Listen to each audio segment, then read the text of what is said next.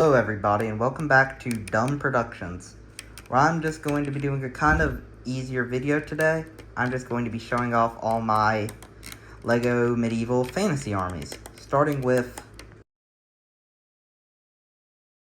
Alrighty then, let's get started with my Lion Knights. First, I'm just going to be going from back to front, starting with my swordsmen. My swordsman army is made up of 12 basic swordsmen, simple units. They all use the classic LEGO Knight's helmet and classic swords. Then I have my swordsman commander, who has a great sword, fantasy era shield, and a visor helm. Then you have my spearmen, who use the same helmet as my swordsman and use the classic LEGO spear. Their commander uses the Dragonborn Paladin armor, the 2013 Lion Knight shield, and a custom long spear, which is just a regular spear with a lightsaber hilt at the bottom. Then you have my archers, which are made up of 6 regular archers, and then 2 commanders. This one has a blue helmet, the same helmet as all of his archers, but it's blue to say he's a captain. The other archer commander uses this headband from Ninjago, used by Jay, which I gave to him. Then you have what is my favorite division, my Royal Guards. I have 2 of these guards with the custom spear. Here's the second one. I have one with the classic castle sword and a 2013 Lion Knight shield. And then our commander of them, who has a custom cape and the classic pirate cutlass. Then I have my golden, centurions, as what I like to call them, which is only 2, but is still pretty cool. First off, we have this one from a CMF series, who was called the Golden Paladin. That I call him the Golden Centurion. He has one of the dual molded spears, and it's pretty cool. Nothing has changed from him. Then you have one of my custom ones, who uses 2 of these swords from Ninjago, C-3PO's legs, and then parts from the Golden Zane from Ninjago. Then you have my 2 cavalrymen, which use tournament helms and, just classic LEGO spears. I only have 2 cavalrymen because cavalry is pretty expensive. Then I have my axe bearers. I have 3 basic ones who all use 2007 King Fantasy era torsos. And then I have this one who uses a basic custom axe and the Dragonborn Paladin armor. I love this armor piece. I then have some of my more unique people, which are Athena, goddess of wisdom, who uses one of those, they stop falling, he uses one of these dual molded gold spears. Then I have Magisto, who is unchanged, mainly from the Lion Knight's castle. He has a custom staff and his beard piece he had back from the 90s. Then I have Cupid from one of the more recent CMF series. I like him, but nothing really to write home about. Then you have my second in command of my whole Lion Knight army. I like this one a lot, actually. He uses these legs from Thor Ragnarok 4, a comic 4 torso with blue arms, uses a fantasy era shield, the Sword of Gryffindor, and this new armor piece that's been coming out recently. Then behind him you have my all my, heavier troops, which consist of a fantasy era plate knight, 2 2013 cats, and then 2 Lion Knights. Flipped for a second. Then you have the tax collector from the medieval town square, and a flag bearer, which just uses a 2007 Fantasy era torso. Okay, now it's time to discuss all of my royals, which consist of the CMF Queen, this prince I made from parts from the Lion Knight's castle, then are the commander of the whole army, the Gold Knight, with full gold armor, a fantasy era great shield, this gold armor piece from Ninjago, this cape from the Lion Knight's castle, and then a lot of parts from Gold J from Ninjago. Then you have King Richard from the Knights Kingdom 1 line, the emperor of my whole Lions Knights Kingdom, who uses all the parts from the 2013 Lion Knight King, gold epaulets, this custom golden cape, and then a golden staff I made for him. You then have the Guardsman Elder, who uses a classic Lion Knight torso, gold epaulets, a classic helm, Sensei Wu's face and beard, and then staff I made for him. You then have this, I took the parts from the Knights Kingdom 2 King and just made a young prince, older prince of the Empire. Then you have this queen who uses parts from the French lady from the Series 24 CMF, and then just a fan. You then have the CMF King, who uses a gold pirate's cutlass and this shield from Knights Kingdom 2, if my facts serve me correct. You then have the Princess of the Empire, and then a version of the 2007 Crown Knight King, who's now part of the Lion Knight royal family. So our next army will be... Okay, so here is my Black Falcon army, which is made up of these two swordsmen, one with a extra armor piece and one of this cufflink and a cape and a shield and a greatsword.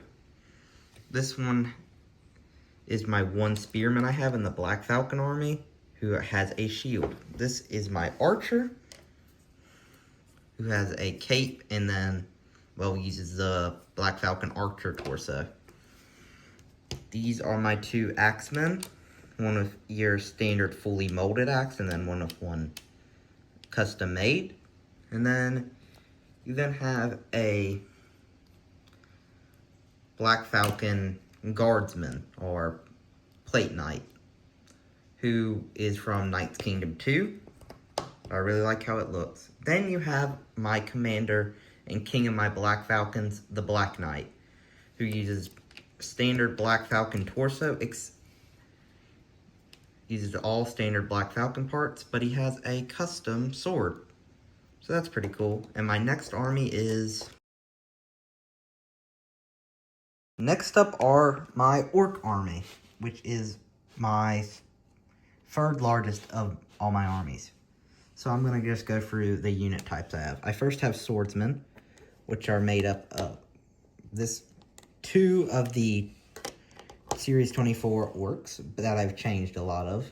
Gave this one an armor piece, removed the cape from this one, and gave him different hair. This one also has a fantasy era orc shield. Then I have this orc from Lord of the Rings that I gave a orc shield, a cape, armor, and then a fantasy era orc helmet. And then Uruk-hai, who has an Uruk-hai sword. Then I have a Mordor orc from Lord of the Rings, who uses a sword from the Barbarian from Series 25, a Barad-dûr orc shield, and then just other random parts I was able to gather for him. Then I have this T-Rex warrior. I've taken some of the animal costume people and turned them into warriors for my orc army. So this is the first one. I then have my Triceratops flag bearer, who uses a fantasy era flag attached to his armor. So that's pretty cool. Then I have this just basic fantasy era orc. Nothing really changed with him. I then have my two archers. I have one of these Triceratops as an archer. And then I have using a CMF orc body, but then using the head of a, well, goblin, I made this orc, who uses a crossbow. Then I have my 2 spearmen, which are this fantasy era captain. I gave extra armor, a spear from Ninjago, and then a cape. Then I have this gremlin from, well, the Dimensions line that I just turned into, gave as an orc and gave him a spear. Then I have my orc raider, who has a basic axe and then uses the body of the goblin, but the hair piece from the goblin, from the Lord of the Rings orc. I then have my orc king, who uses a torso, so uses Luke Skywalker's torso from Star Wars, and then uses this golden Spartan helmet and a golden sword. And then I have this troll from Fantasy Era, who I gave a blade from Thanos, and then a white bar I used to attach it. Next army is... Okay, so my next army is my Fright Knights. So my Fright Knight army is my second largest behind my Lion Knights. So let's just go through them by division. First, I have all my axe wielders of the army. I first have the Series 20 Fright Knight, who I gave an axe and basically the same figure besides that. I then have these 2 axe wielders. This one uses a torso from Knights Kingdom 1, and then Stone Warrior legs from Ninjago, and then the newest Fright Knight shield. This one uses all Stone Warrior parts except for the head. He has the new Fright Knight shield and the axe. And then this one is a fully custom Fright Knight I made, using Basil the Batlord's head and shield. Over here, I have all my swordsmen. First, I have this Vermilion Warrior from Ninjago, who I gave a Ninjago armor piece, a Fantasy Era Orc helmet, and classic sword, and then a Urk, and then a shield from Barad-dûr. And then I have these 2 Fright Knights, this one with a helmet and a sword, and then this sword, who uses the Basil the Batlord torso, the, well, modern one at least.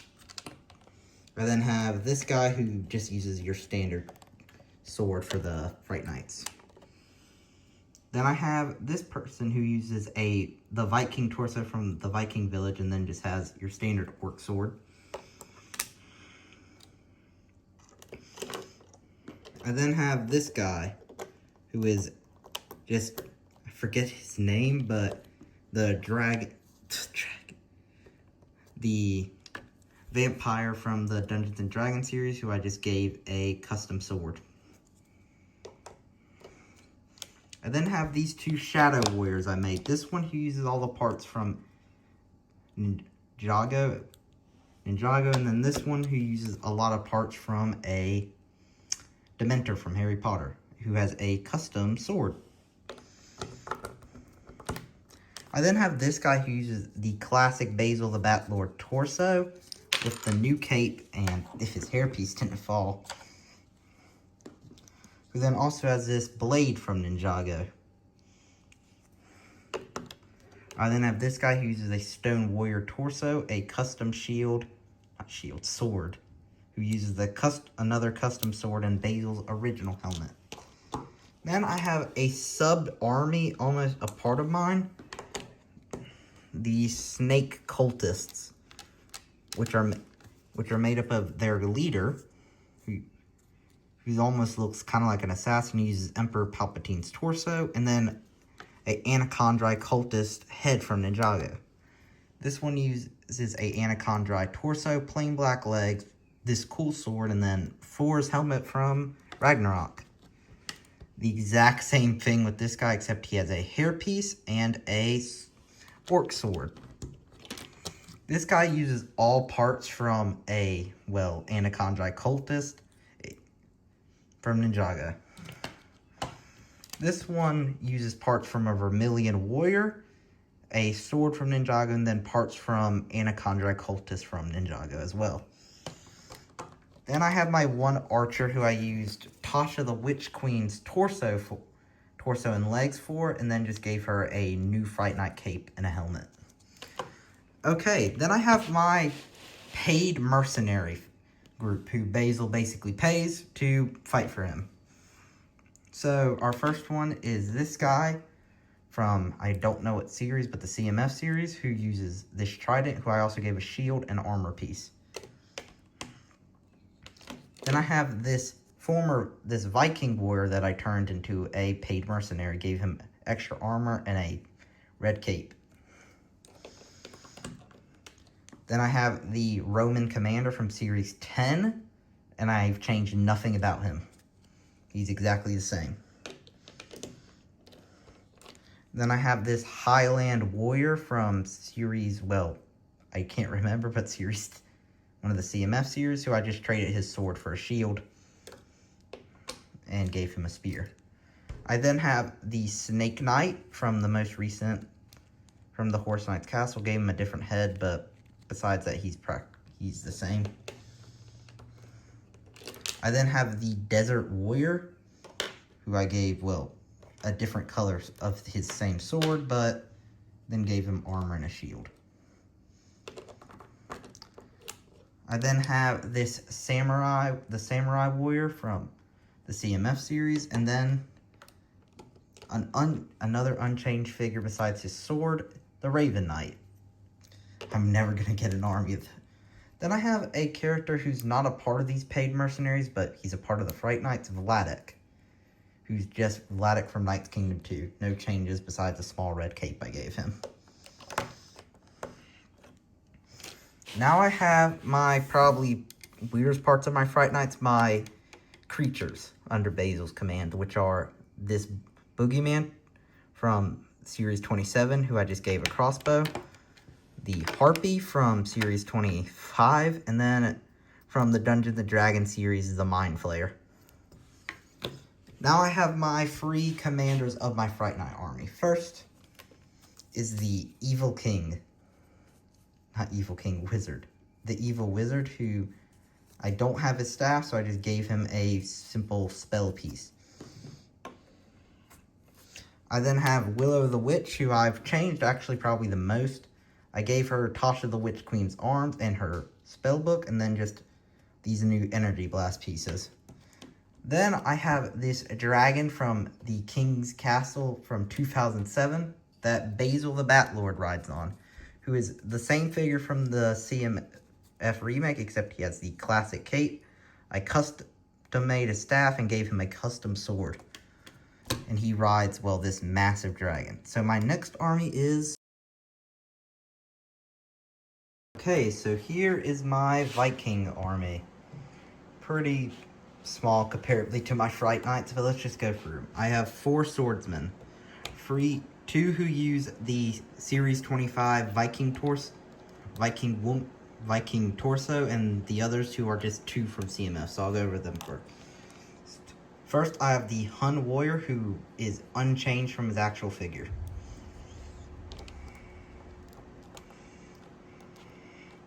Then I also have the Snow Guardian, who is also unchanged from his actual figure. They are both the exact same as when, well, I got him. Here's this.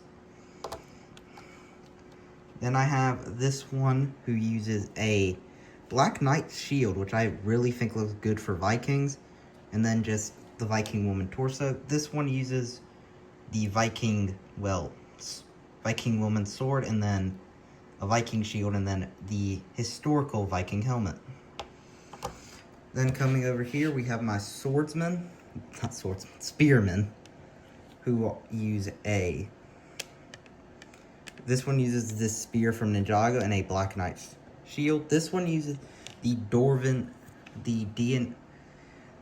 D&D torso for the dwarf, and then uses a standard spear, and then a Black Knight shield. This one uses parts from the Viking village. With the Viking village, I just added this armor piece to him from Ninjago. I have my 2 archers over here. one they both use crossbows, but one who uses the Viking woman, the Viking torso from Series 25, and then this one who uses parts from the Vikings from, well, Viking Village. I then have my one Viking axe wielder who just uses parts from the Viking from Series 25, and then just a standard axe. Then I have my king who uses this hammer from the Viking Village and a Black Knight shield. My next army is... Okay, so now it is time to show my Lego Undead army. Okay, so my Undead army is mainly made up of skeletons, but does have a few unique divisions, so I'm just going to go one by one. Here are my skeleton swordsmen. I have one basic skeleton with a sword from the Viking from Series 25. I then have a black skeleton from Fantasy Era who has a Fantasy Era shield, that Viking sword, a custom small red cape, and a black Ninjago armor piece. Then, using some parts from Ninjago, I made a pirate skeleton captain who just uses a classic pirate helmet, another one of these custom short red capes, and then a bone cutlass from Ninjago.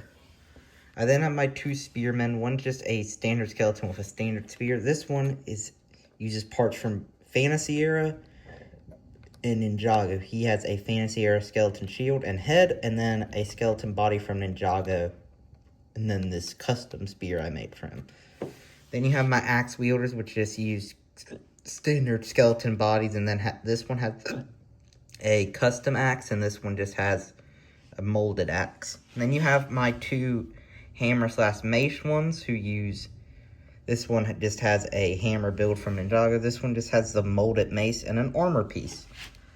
Then you have my archers, which has one standard skeleton with a crossbow. This one uses parts from Fantasy Era and Ninjago and the original peasant hood.